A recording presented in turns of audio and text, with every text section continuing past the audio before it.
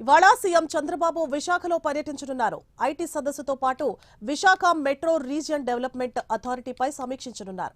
ఈ మేరకు సీఎం చంద్రబాబు ముంబై నుండి ప్రత్యేక విమానంలో విశాఖ విమానాశ్రయానికి చేరుకున్నారు. ఆయనకు టీడీపీ శ్రేణులు, అభిమానులు ఘన స్వాగతం పలికారు. అనంతరం సీఎం విమానాశ్రయం నుండి రోడ్డు మార్గాన పార్టీ ఆఫీసుకు బయలుదేరారు.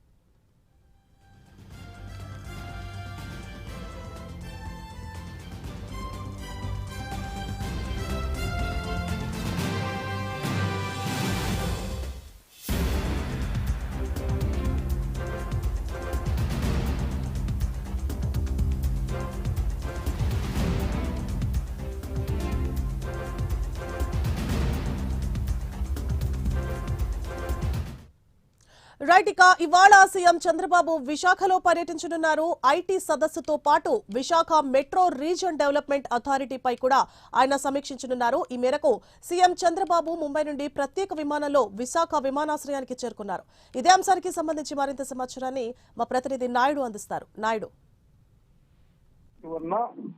ఏపీ రాష్ట్ర భవిష్యత్ అంతా కూడా విశాఖపై ఆధారపడి ఉంది. అదేవిధంగా చూసుకున్నట్టయితే కనుక రైజింగ్ ఆంధ్రప్రదేశ్ గా ఆంధ్రప్రదేశ్ ను అయితే మొత్తం తయారు చేసేందుకు సీఎం చంద్రబాబు అయితే కనుక అడుగులు వేస్తున్నట్టుగా మనకి కనిపిస్తుంది. ఎందుకంటే ప్రధానంగా చూసుకున్నట్టయితే కనుక విశాఖ కేంద్రంగా జరగబోయే అభివృద్ధి కార్యక్రమాలు కావచ్చు, లేదంటే ఇక్కడ నుంచి చేపట్టబోయే కార్యక్రమాలు విశ్లేషించేందుకు అయితే మాత్రం ఆయన ముందడుగు వేసినట్టుగా కూడా కనిపిస్తుంది. ఎందుకంటే నిన్న మహారాష్ట్ర పర్యటన ముగించుకున్న వెంటనే డైరెక్ట్ గా ఇక్కడ విశాఖ చేరుకున్నారు. విశాఖ చేరుకున్న అనంతరం ఇక్కడ విశాఖ టీడీపీ కార్యాలయంలోనే బస్సును ఏర్పాటు చేసుకుని బస్సులోనే బస్సు కూడా ఏర్పాటు చేసిన పరిస్థితి అయితే మనకి కనిపిస్తుంది. బస్సులోనే ఉంటూ మొత్తం దీనికి సంబంధించి అధికారులతో కావచ్చు, ఇటు నాయకులతో కావచ్చు, ప్రతి ఒక్కరితో కూడా ఇక్కడ సమావేశం నిర్వహించిన పరిస్థితి అయితే మనకి ఉంది.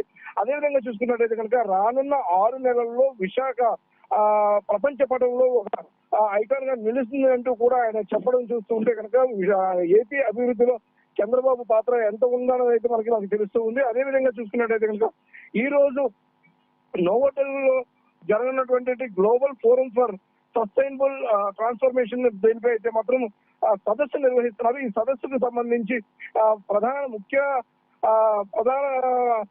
ముఖ్య అతిథిగా కూడా ఈయన రావడం జరిగింది. దీనికి సంబంధించి పూర్తి స్థాయిలో దీనిపై మొత్తం అందరికీ కూడా ఈ సదస్సులో కూడా దీనికి సంబంధించి చెప్పనున్నారు. అదేవిధంగా చూసుకున్నట్టు కనుక రానున్న 4 నెలల్లో కావచ్చు, రానున్న 6 నెలల్లో ఇక్కడ అనకాపల్లి జిల్లా ఎన్టీపీసీ గ్రీన్ హైడ్రోజన్ హబ్ కావచ్చు, ఇటు మిట్టల్ స్టీల్ ప్లాంట్ కావచ్చు, విశాఖపట్నంతో నెక్స్ట్ గూగుల్ క్లౌడ్ కూడా ఏర్పాటు చేసేందుకు కూడా పూర్తి స్థాయిలో సంసిద్ధత కూడా తెలిపినట్టు కూడా తెలుస్తూ ఉంది. అదేవిధంగా చూసుకున్నట్టయితే సింగపూర్ నుంచి సముద్ర మార్గం ద్వారా ఆప్టికల్ ఫైబర్ నెట్ ఏర్పాటు చేయనున్నట్టు కూడా అధికారులకు కూడా చెప్పడం జరిగింది. ఈ నేపథ్యంలో దీనిపై పూర్తి స్థాయిలో వీటన్నిటిపై అయితే కూడా ఒక కార్యక్రమాన్ని చేపట్టాలని, అదేవిధంగా చూసుకున్నట్టయితే కనుక పూర్తి స్థాయిలో ఇక్కడ జరగనున్నటువంటి కార్యక్రమాలన్నీ కూడా చేరున్నారు. అనంతరం విఎంఆర్డీఏకి సంబంధించి విశాఖ అభివృద్ధిలో కీలకమైనటువంటి విఎంఆర్డీఏకి సంబంధించి విఎంఆర్డీఏలో అభివృద్ధి పనులు ఎలా ఉన్నాయి, ఎటువంటి కార్యక్రమాలు చేపట్టాలి అన్నదానిపై కూడా పూర్తి స్థాయిలో ఈయనైతే కనుక కార్యక్రమాలు కూడా రూపొందించుకున్నారు. దీనిపై పూర్తి స్థాయి